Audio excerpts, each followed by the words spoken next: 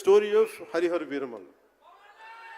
హరిహర వీరమల్లు ఇది నాకు చాలా ఇష్టమైన సబ్జెక్ట్. ఇది మనందరం చరిత్రలో చదువుకుంటాం. భారతదేశం ఎవరి మీద దాడి చేయలే, భారతదేశం ఎవరి మీద కూర్చొని ఆక్రమణం చేయలే. ఈ దేశాన్ని అందరూ ఆక్రమించుకున్నారు. మనం చదువుకున్న టెక్స్ట్ బుక్స్లో కానీ స్కూల్ బుక్స్లో కానీ ఎంతసేపు మొఘల్ తాలూకు గొప్పతనాన్ని చెప్పారు తప్ప మొఘల్ తాలూకు అరాచకాన్ని చెప్పలేదు ఆవిడ. Akbar is great, Shahjahan is great, Aurangzeb is great అంటే what they had done. Vijayanagara empire గురించి మాట్లాడాల, ఇంతమంది కింగ్స్ ఉన్నారు, ఎవరి గురించి మాట్లాడాల.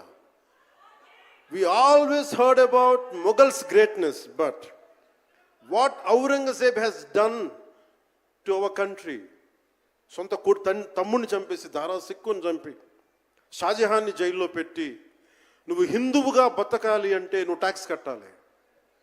Can you imagine? For being a Hindu you have to pay tax as a Hindu, just to accept, to practice.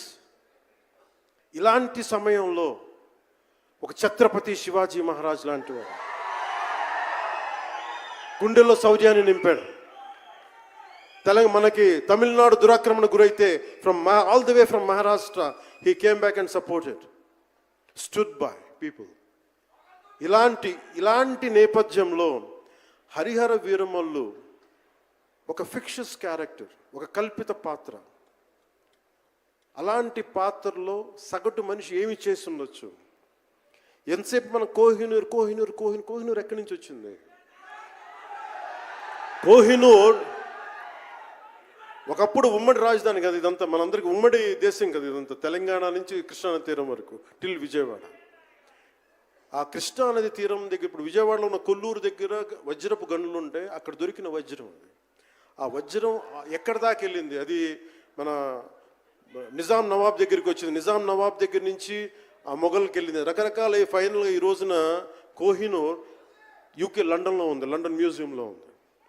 So దాన్ని దృష్టిలో పెట్టుకొని నాకు కృషి గారు కథ చెప్పినప్పుడు ఇంట్రెస్టింగ్ అనిపించింది.